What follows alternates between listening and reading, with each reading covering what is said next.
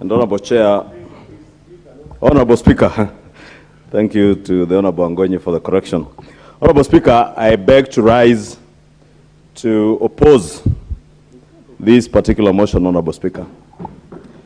Honorable Speaker, the issue of public debt, and I understand what the Leader of Majority is saying, and I know where the Chair of the Budget and Appropriations Committee sits.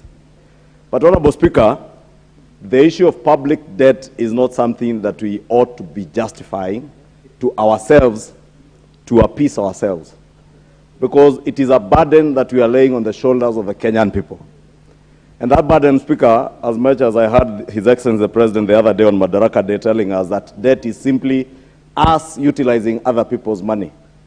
But Honorable Speaker, as much as we are utilizing other people's money, it is not money that we are getting as a grant or as a gift from those other people. It is those other nations' taxpayers that are giving us money to invest in productive sectors of our economy, Honorable Speaker, and at the end of the day, use our taxpayers' money to repay. And therefore, as we lay more burdens to the Kenyan people, Honorable Speaker, as the people's representatives, I am obliged to object to the raising of this debt ceiling, Honorable Speaker. And it tells you the Cabinet Secretary in charge of the National Treasury today is a man who clearly has no understanding of what he is doing. The Honorable Kamket has just told you that initially they had brought us a percentage. And if you look at a percentage, we are giving a percentage as much as it was on NPV terms of our GDP at 55%. However much you try to cook GDP on NPV terms at 55%, we would still be below the 9 trillion debt that we have today, Honorable Speaker. Therefore, Honorable Speaker, this slight or huge variation to 10 trillion shillings will be a burden to the Kenyan people, Honorable Speaker.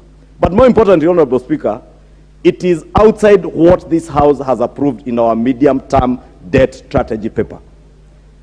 Beyond that, Honorable Speaker, this House, and I have chaired the Budget and Appropriations Committee, so I speak from a point of knowledge, that we have demanded from the National Treasury that every year, before, and there have been resolutions in this House, Honorable Speaker, before you tell us how much you are borrowing, earmark for us the specific projects that you intend to utilize that public debt on.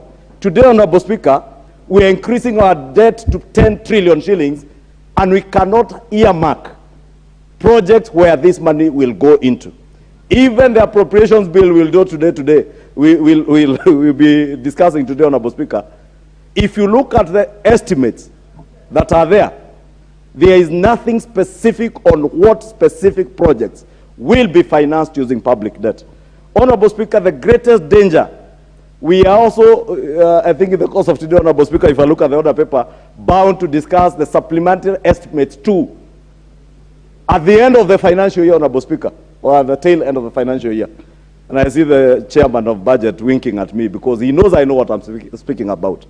Honorable Speaker, the reason why we are doing a supplementary estimate too is because we spend out of the budget, Honorable Speaker. It is the spending out of the budget, and I take great exception to what the Leader of Majority was saying, that we are spending in very good things that are for the benefit of the country. Honorable Speaker, you beg to ask yourself, when you spend things that are out of the budget cycle, you will end up borrowing. And this is a government, this is a Cabinet Secretary in charge of the National Treasury who has a very high aptitude, because he cannot stand up to his president to tell his president that sprucing up public parks in a country where people are dying out of hunger is not a priority, Honorable Speaker. And budgeting is about priorities, Honorable Speaker. How much money have we spent sprucing up Uhuru Park?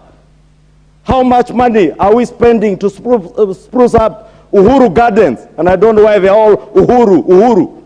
Honorable Speaker, in fact, I would dare propose that one of these fine days, we should rename Uhuru Gardens to Freedom Gardens. Honorable Speaker, I'm not saying this because I have anything against anybody, but I have a problem when we spend money in non-priority areas and more so spend public debt. You cannot tell us that the Nairobi Expressway, Honorable Speaker, that we have spent it, and His Excellency the President must shy away from telling the people of Kenya on national days things that are not true. That the Nairobi Expressway has not spent a coin of our taxpayers' money. Honorable Speaker, I know for a fact this expressway has not spent not less than 20 billion Kenya shillings of taxpayers' money. And it is therefore wrong for the President to purport that the expressway, which Kenyans are now paying for, and paying to companies that we cannot tell who owns them. Look at the CR2 of the company that is managing the expressway, Honorable Speaker. A company that is registered in Dubai, Honorable Speaker. As a single shareholder, the Chinese on that CR12, and I've seen it, Honorable Speaker, are mere proxies. Honorable Speaker, these are issues that if we as a parliament are shy from discussing, Honorable Speaker, and we sit here today and approve a debt of 10 trillion shillings, we are killing Kenyans with a burden that they cannot bear. It is okay to borrow, and I have said this before. But a nation, and even ourselves, I heard the leader of majority saying that if you have the capacity to take up a mortgage of 5 million shillings and you're able to pay, well, go ahead. Mr. Speaker, today, this country is not able to repay its own debt.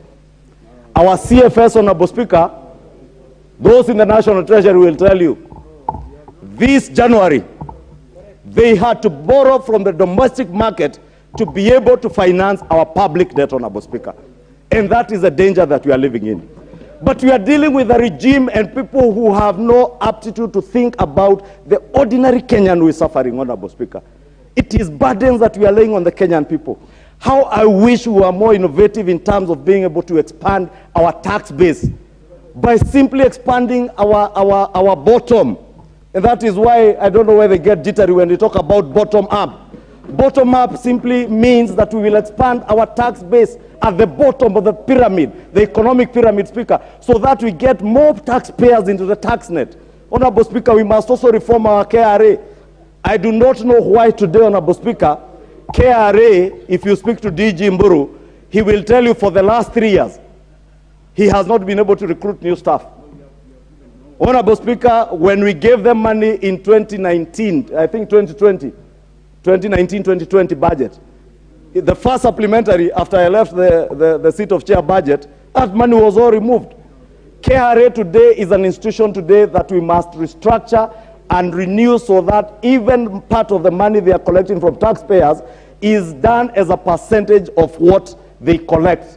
We must recapitalize or rather empower KRA in terms of the amount of money that they get, and maybe probably give them something close to 5 or 7.5% of the revenues they collect, so that we encourage them to pay their staff better, be able to recruit more people, and be able to collect more money from taxpayers. There are very many people in this country who do not pay taxes, Honorable Speaker. But what we are confronted with today is a regime that is more intent on killing business, Honorable Speaker, than encouraging taxpayers. Today, Honorable Speaker, if you go to Naivasha, a thriving business that was being run by the lady called Tabitha Karanja, simply because Keroche Brewery is, Honorable Speaker, simply because, and out of her political affiliation, Honorable Speaker, that factory today is closed down, rendering close to 3,000 people, taxpayers, jobless, Honorable Speaker. You go to Thika, Honorable Speaker, the factory that was run by Humphrey Kariuki, that employed close to 5,000 people, has been shut down.